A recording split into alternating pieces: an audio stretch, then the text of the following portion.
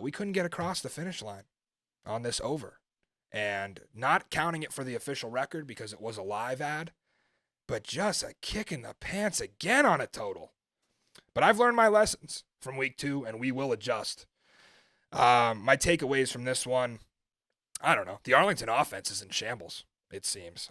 They scored 2 touchdowns last week, both on defense. They scored 2 touchdowns this week, both set up by their special teams. Their punt gunners whacked it away from Will Likely, and they had 2 scoring drives, one from the plus 23, one from the plus 40. So through 8 quarters of football, Arlington has yet to sustain a normal drive that starts in their own territory. I was disappointed with the offensive line. Again, I said it was the best unit on paper coming in of all 8 teams. They've just let me down. They gave up 5 sacks. That Wade Phillips 3-4 continuing to feast on these opposing quarterbacks. Tim Ward just a force up front.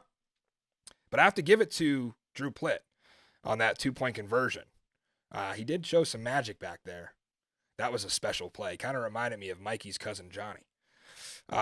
He got that one out to Tyler Vaughn's, probably the highlight of the night for Arlington when they took that 14-11 lead. But on the other side, I said Thursday, if Brandon Silvers throws 2 picks again like he did in week 1, they'd lose. Well, Zook, the only thing Brandon Silvers threw was a couple of F's and SH's and maybe a GD or 2.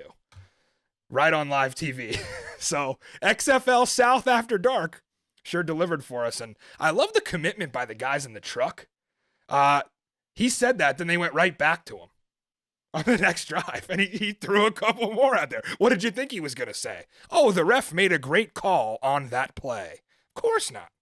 This is Brandon Silvers we're talking about here. If The Rock can say it, why can't Brandon Silvers say it? It's not fair. Screw the dumb button. Let it live. This is the XFL.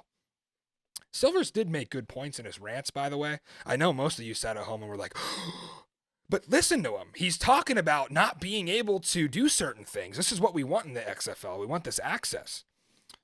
And he does care about upholding that Houston standard. We know that.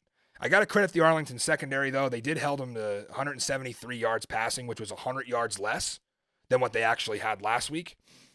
Cedric Byrd went and made a great play. I think Mikey Manziel broke that one down. He scored in the third. Just a fearless route down the middle with safeties closing in. Credit him. Coach Phillips knows, I'm sure they have some things to clean up there. Really 3 things for me, for Houston.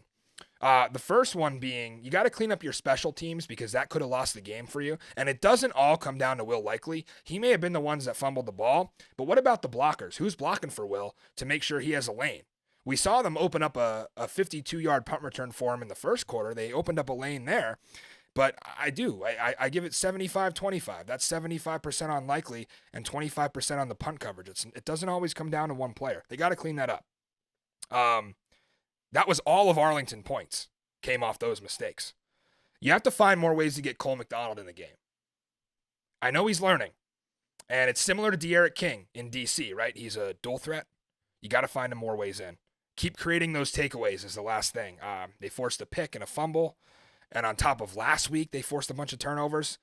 For Arlington, it's just a long way to go. The quarterback play is not there for the Renegades. Versus Houston, their quarterback play seems to be all right. Look at Ben Putman with 65 yards receiving. Jontre Kirkland, another big game. Almost had a touchdown catch that was called back. Wade Phillips challenged it for illegal contact on the overthrow, but that one was a tough for the over. Just again, killed us there.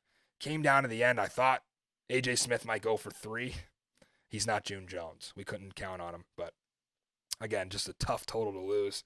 I feel like the running game for Arlington has just been completely ineffective. And with Keith Ford and Davion Smith and Adrian Killens, who decided to run backwards about 15 yards on Sunday night and totally screw any chance of Arlington's rushing stats looking half decent, this is a letdown from this offensive line and these running backs. There's your team touchdowns. Arlington with 2 on the season. That's last in the league. 2 offensive touchdowns. So Bob Stoops can't be happy. And they need to make some serious changes. I'm not saying where. I don't know if Sloter is the answer. I'm not a coach. They are, so they'll figure it out. But something's got to change because I'm one game away from putting San Antonio over Arlington in that Texas trio.